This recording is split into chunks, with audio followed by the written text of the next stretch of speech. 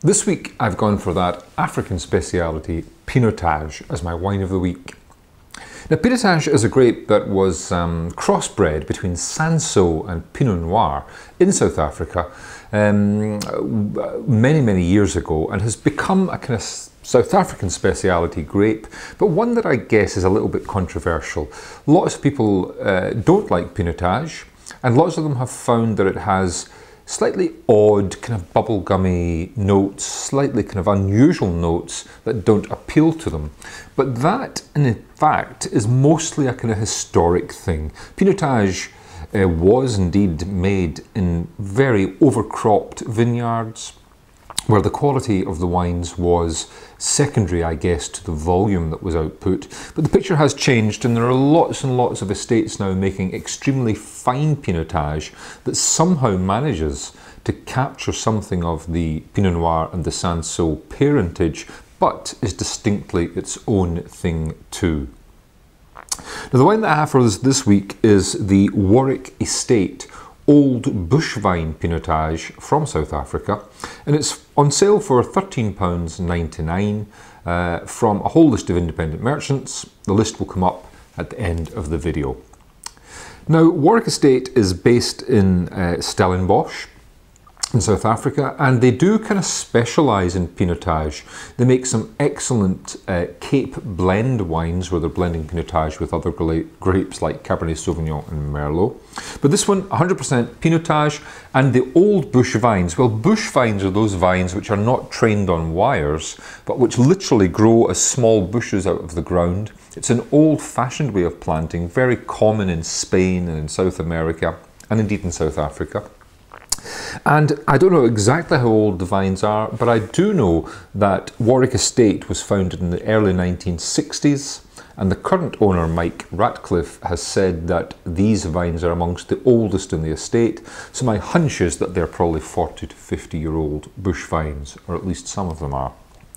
Now the wine is not overworked, over-oaked. One of the secrets to making Pinotage acceptable is to give it lots and lots of toasty, charry oak.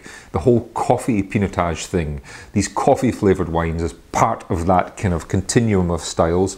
This is not in that style. It has oak, but it's really letting the fruit express itself too. On the nose, very juicy, very nice. There's a kind of raspberry ripple kind of quality to the fruit here that's very appealing. A nice little earthiness, touch of gaminess, but really the fruit is driving it. There is something quite exotic about this as well. I'm not quite sure how to describe it. There's something like roasting chestnuts, lots of lovely kind of little secondary aromas in there, apart from the fruit, but it makes it really quite intriguing, quite inviting to take a sip, which is what I'll do.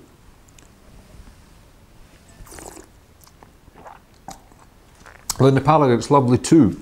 I served this for myself pretty cold. It's come from cellar temperature, and I think that slightly cool temperature really suits it.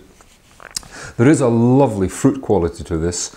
It's black fruit, it's red berries. It's not the deep plummy flavours. It's more of that really quite crunchy, ripe berry fruit.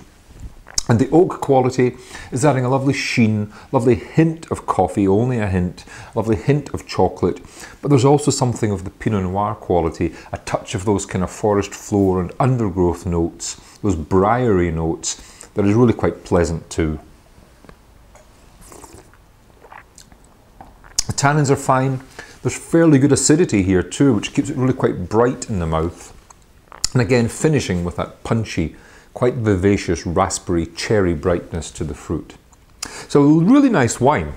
It's blending that kind of depth that the Pinotage needs from the oak and from the kind of slightly riper, firmer quality to the wine, but also keeping it very juicy and very fresh, and really quite a nice, intelligent, properly made Pinotage that I think might surprise even the disbelievers. 14.5% alcohol, so it's a fairly big wine, but I think it's a good one.